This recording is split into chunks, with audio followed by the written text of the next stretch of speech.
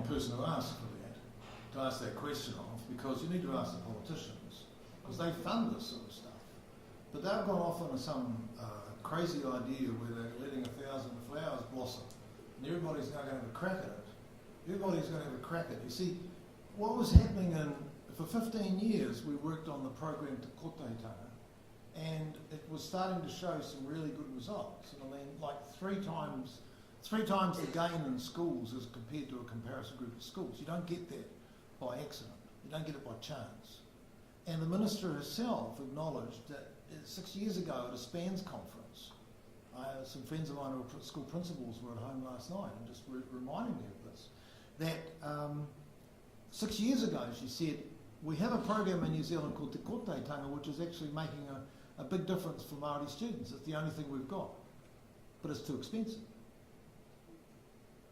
So we're going to do something else, which is cheap, but doesn't work. I mean, go figure. I don't know.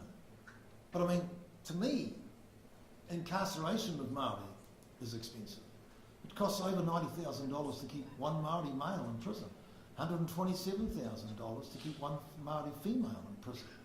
And most of the prison inmates, most of the female prison inmates are Māori, and 52% of our prison inmates are Māori, male. I mean, you've only got to save, and for $90,000 we could run this project in a secondary school. I don't understand. I don't know the answer to the question. It seems to me that every time we find the answer to something in our country, we give it up.